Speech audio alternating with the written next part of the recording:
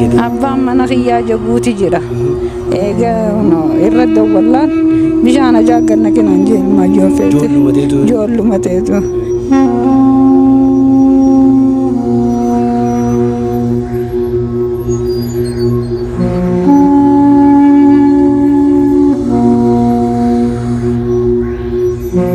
Wanna deemnan jaan adere deemnan jaa waraqaa sanniin qabaan mallee silaam jaa kun dhaqee fidee wajjiniin karra sammuu fedhaawi.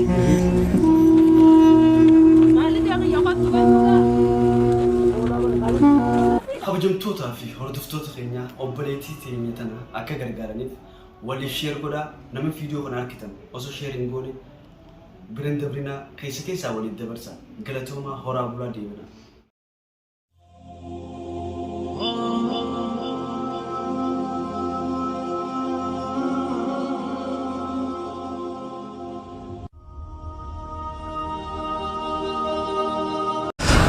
Jirra jirtu kabajamtootaa fi hordoftoota keenya kan isin daawwachaa jirtan waa'ee Oromoo tuubidha. Akkasumas illee peejii waa'ee Oromoo faamiliitii baga jiraatan baga jiraanne arraan tanagaa kabajamtootaa fi hordoftoota keenya ilma Oromoodha.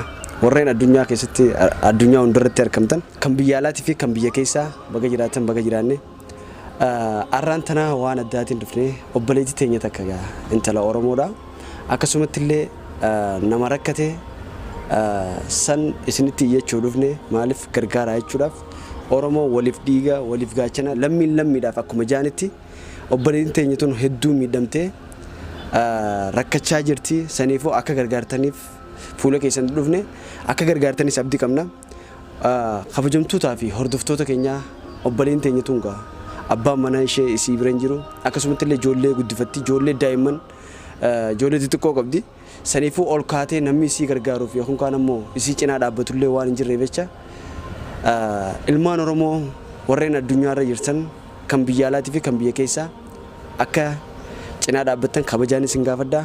Horaa bulaa deebanaa nufaana turaa isiinoo maal jetti wajjuma laallaa nufaana hoota.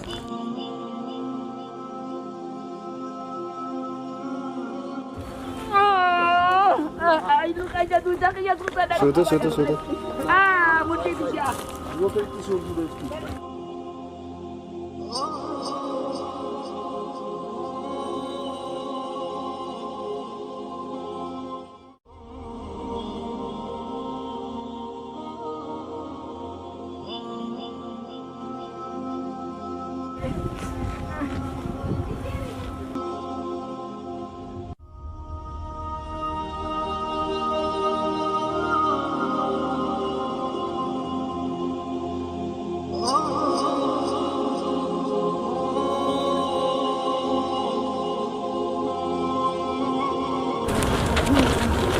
Kali dia kayakot bukan juga.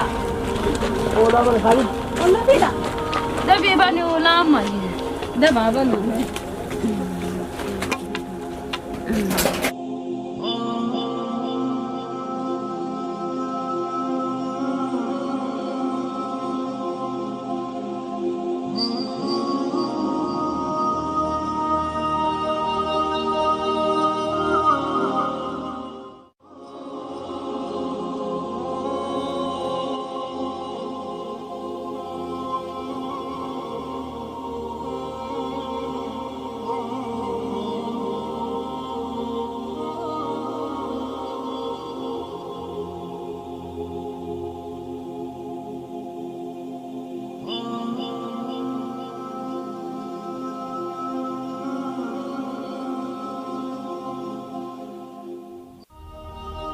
Kasitiga kabajamtootaa fi hordoftoota keenya obboleettii teenya biratti argamna.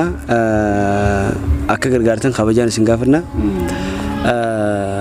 Mee isaas dhukkubee obboleettii teenya. Sababa numaan kufe. Sababa osoo miti yoo xiqqishoo qablee dhaqqabadhee deemu jiruutu maan kufe.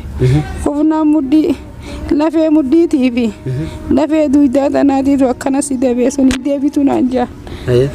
San keessaanii Ozuman itu lilik kesutuman, lafat tiap, menang sangkesa kabanti nado itu bek, ini nak kabanati nyaju jira, sangkesa masih gobla na jani armah jahana, akkanatti nayitee neergan harma kiyya kana Addis Ababaa wannataa deemnaan jaan adaree deemnaan jaan waraqaa sanniin qaba ammallee silaam jaan kun dhaqee fidee wajjiniin karra sammuu fedhaawi.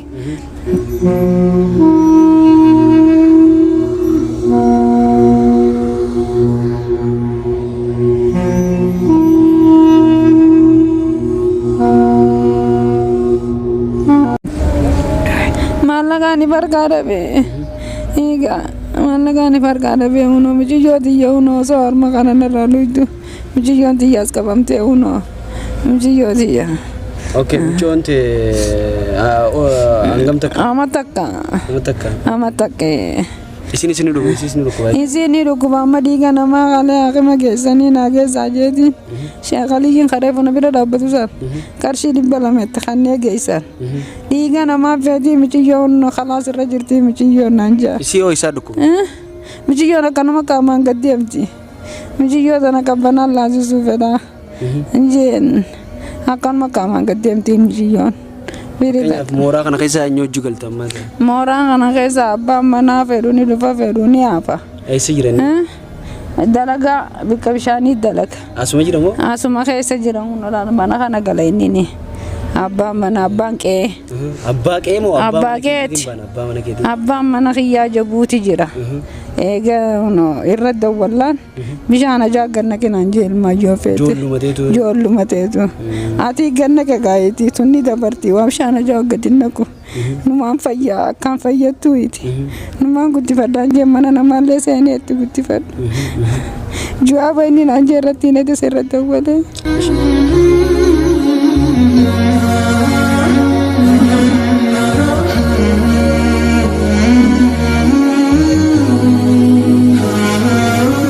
Inshallah kon qabu Oromoon si gargaartiin boo'in obboleettii yaa. Mee ammoo mana yaalaa deemtee kun kaan ammoo mana akamaa deemtee doktoroonni duuda kee kana gaa ol koon dandeessu ni shorrooyta lafarra. Nalaalan waraqaa naa kannan. Ni hoyyooyta siin jaanii isaan? Isaan bakka miila tokkichaa kanaa wajjin achichi naan jee namchichi. Wantoo wulchera yookaan kaan ammoo waan irra teessee deemtu ni qabdaa? Waan irra deemee taa'u hin qabu. Namni mana fincaaniitiif kana si geessu hin jiru jechuudha. Manumatti nuno baalduma sanitti nuno ijoollee manumatti hin taa'e ijoolleen tun na jalaa fuuti nuno sagaraan asuma gannagan. Okay, manni keetis manni kana kiraan baatii jaanarra ga'ee jira. Abbaan mana kiraa keessa galtaa jechuudha. Mana kiraati.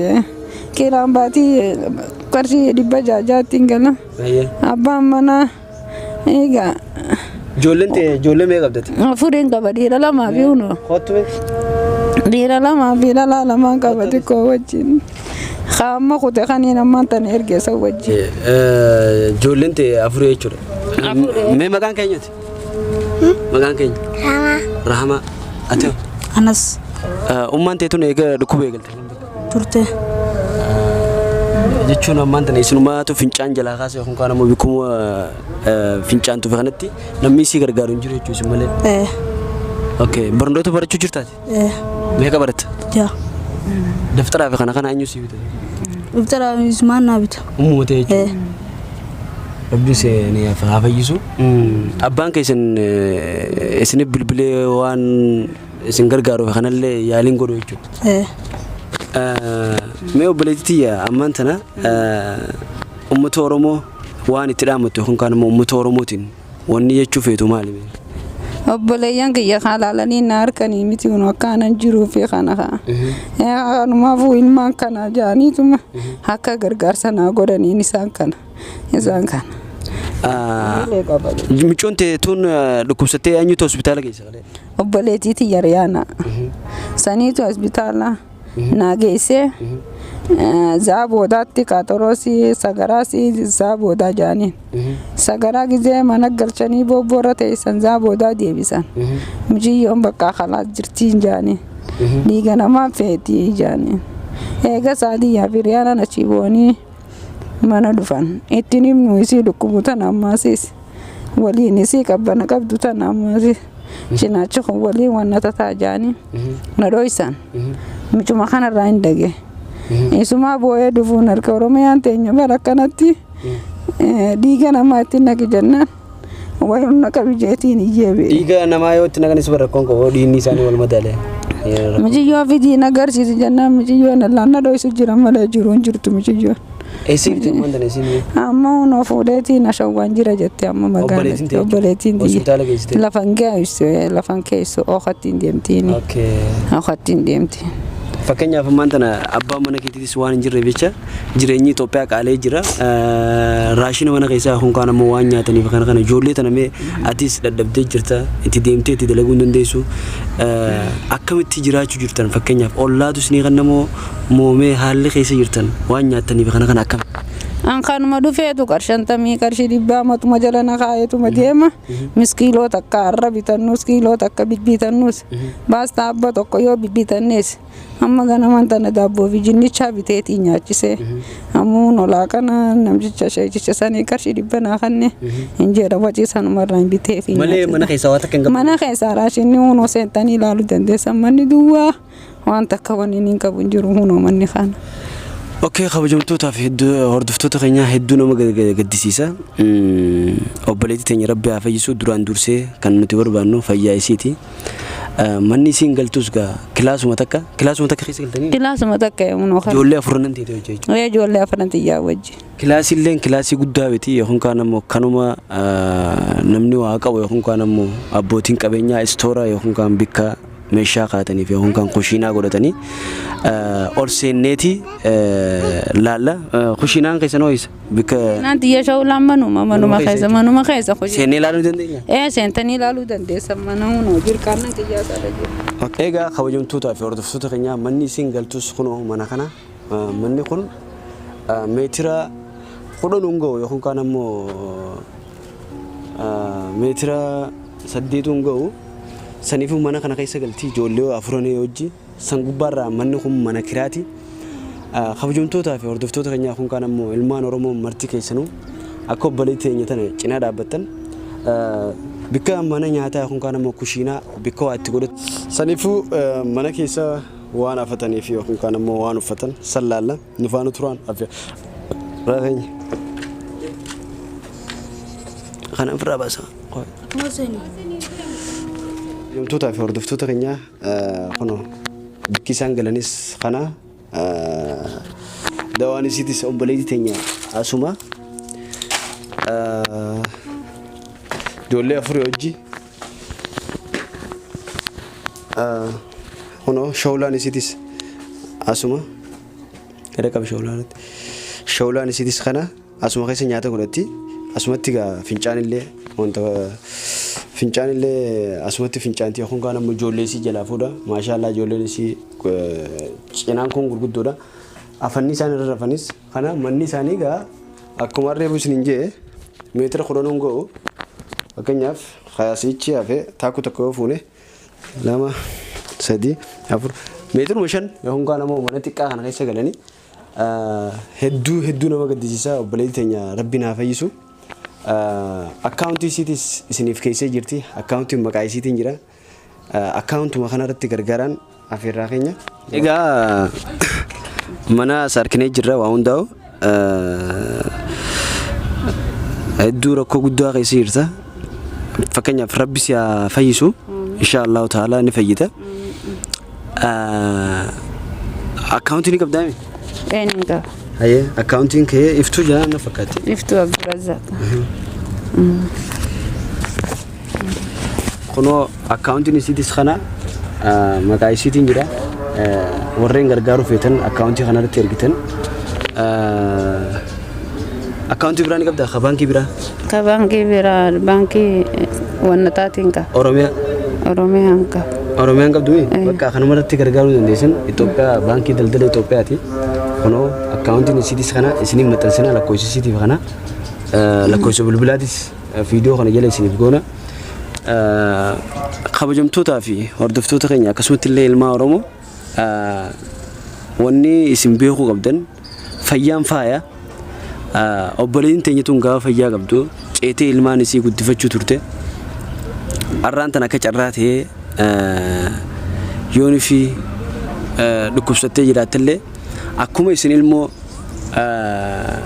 qabdanitti isillee ilmoo qabdi ijoolleen isiitu madrasaa yookaan kan ammoo mana barnootaa deemuu feeti kan biraa waan isin dhaamu warreen biyya keessa jirtan osoo ollaan keessa rakkachaa jiru osoo namni keessa rakkachaa jiru warreen ollaa keessa jirtan nama ollaa keessa jiru gargaaruun dirqama keessanii ifiif waan bareedaa nyaachaa nama ala ollaa keessa jiru gargaaruun dirqama jechuudha. Fakkeenyaaf yoon fi turkii fudhattan irra walii galanii hiyyeessa akkamitti dhabamsiisnaa jaaniiti irra walii galanii akkamitti dhabamsiisna eega jaan booda nama ollaa keessa jiru mana barnootaa dhaquudhaan yookaan kan ammoo gargaarsa dhabee mana barnootaa dhaquu dadhabee daftara bituuf yuunifoormii bituuf akkasumatti illee raashina baatirraa yoon fi ati raashina kaayatte ollaa keetiif raashina kaa'uu qabdaa yaaniiti mootummaa irra walii galte waan san goote yoon fi nuti waan san goone akka turkii sanitti hiyyeessi nu keessaa ni dhabama hiyyummaan guddoon hiyyummaa sammuuti malee hiyyummaa maallaqaati biti sammuudhaan bilisa taanee tujjaara yookaan kan ammoo abbootii qabeenyaa sammuu yoon fi kan taanu taate bika guddaa keenya akkasumatti illee atillee obboleettii teenya rabbi si haa fayyisu inshallah ta'ala ummanni Oromoo si gargaara yaaddahin akkaawuntii keetis keenya jirra mee fakkeenyaaf obboleeyyan kee eessa galan Oboleeyyan mana keenya galan manni keessan bika biraati manni keenya asumee armagati ayyee asuma galan obboleeyyan keenya Saadiyyaa fi Riyaana dhaluma qabdaa dhiiraan qabdu dhiiraniin qaba Maammadii mana qaba Lagaarreedha jechuudha Lagaarree mana qaba inni akka dandootti waanumaaf erga 500 taatu guyyaa akka dalagatee guyyaa akka qabaatee anumaaf erga suma gargaaranii jechuudha anuma nani raanfanne obboleen kiyya anuma gargaara ijoollee michiyyoo tiyyata dhukkubuunis Riyaanumaa fi Saadiyyaa fiigu jira bikkaan andabetti isaanumaa fiigu jira tanneenis laaqana isaanumaa bitu jira isiin qalama kana dibdibeeyte wanta harkaa kana bikka yaamanitti manatti itti dhufanii sasitti itti dhufanii sanuma dibdii har'a guyyaadhaan tanaa yoo 300 dalagatta ni beekta addunyaa ammaan tanaati jireenyi qaalee jira laaqana yoo mana kanaa bitte yoo mana sanii bitte hedduu ulfaatu jira inshallah ta'ala rabbi si haa fayyisu amiin wanni nuti siif kadhannu fayyaadha waa hunda dura fayyaa maaliif jennaan silaarraan tana fayyaa qabaate silaa fayyaa qabaate akkuma abbaan mana keetii siin jee bishaan ajaa'aa irra ganna geessan ganna ginaan jeesan silaarraa osoo bishaan ajaa'aatti gadi neeti jireenya bareedaa ijoollee teetii duraanuu mana namaa dalageetiin kana guddifadde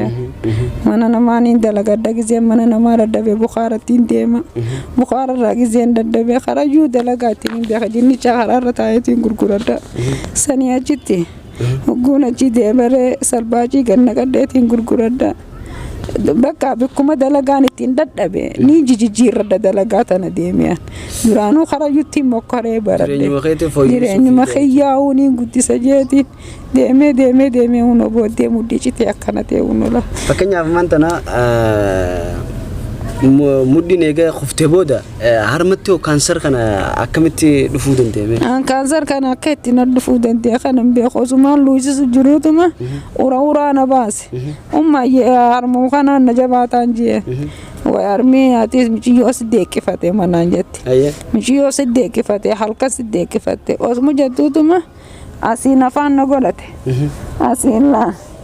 asiin afaan na godhate mana laal afaan kana laal keessa deebi'e afaan na godhatee na diimate na belbela halkaniin bulu dawaa tokko sheejisu tokko bira dhaqanii hunoo dawaan sun mana jira edaan firraa guure la sanna belbelee mana yaalaa deemtee kaansar mana yaalaa deemee kaansarii Tukuran basa Addis Ababa deemuu qabdan naan jaa liicorraan naan jee liicorraan Saaladdiin dabre Saaladdiin naan jee adaree dhaqee jee waraqaa sannaa katabe waraqaa lameen sanniin qaba kaadere san taliicorraan Addis Ababa Tukuran basa naan jee duba muddiin qabu akkamittiin deema jeetiin yaaddoo jira numaa wayyaa rarra barurra numaa wayyaa eetumaan deemu osumaan juu hono natti hafe halkan akkana na bulcha akkanatti harme kun waan buluta kan qabu. Inshallah Rabbi si hafayyisu. Amiin amiin. Mee dhumarratti uummata Oromoo waan dhaamtuuf.